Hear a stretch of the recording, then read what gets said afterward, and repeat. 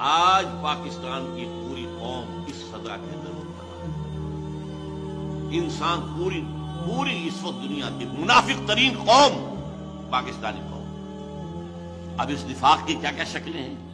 نفاق کے باہمی، اب وہ قوم کہیں نہیں ہے، ڈھونڈ اب اس کو چراغ رخ زیبا لے کر۔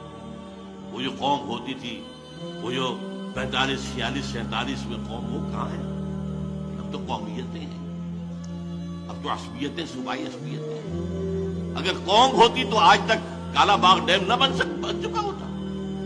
جس کو معلوم نہیں تھا کہ کس قدر اہم ہے، کتنا ضروری ہے ہماری معیشت کی، لیکن نہیں، سندھی کو گوارا نہیں، کوئی پشتون کو گوارا نہیں، ایک قوم ہم نہیں۔ اب قومیت ہے، عصبیت ہے، نسلی ہے، لسانی ہے، مذہبی ہے، تفرقہ مذہبی۔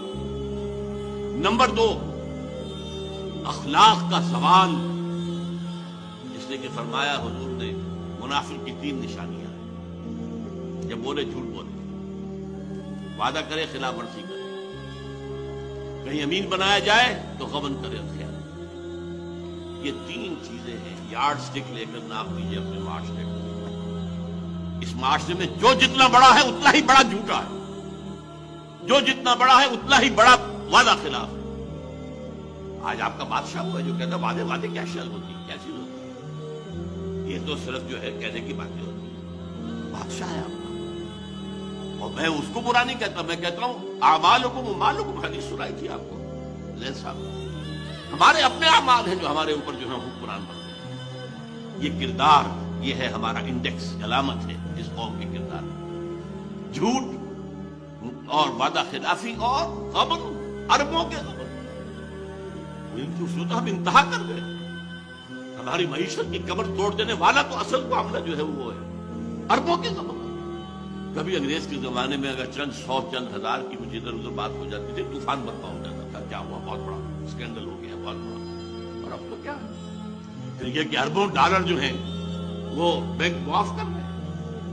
اگر کوئی شخص چند ہزار کا مقروض ہو، عام آدمی، اس کا گھر پورتی کرا دیا جائے گا یا اس کے سامان پورتی کرا دیا جائے گا، اربوں ڈالر معاف ہو رہے۔ یہ جینے کے لچھن تو نہیں۔ کیا زمانے میں پنپنے کی یہی باتیں؟ Do you have a right to be a free nation?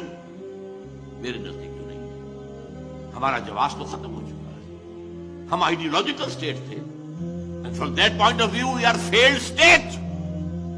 Ideology وہ کہاں ہے؟ کہیں بھی نہیں۔ ہم تو کسی وطنیت کی بنیاد پر تو قائم نہیں ہوئے تھے، بلکہ وطنیت کی تو نفی کر کے پاکستان بنا تھا۔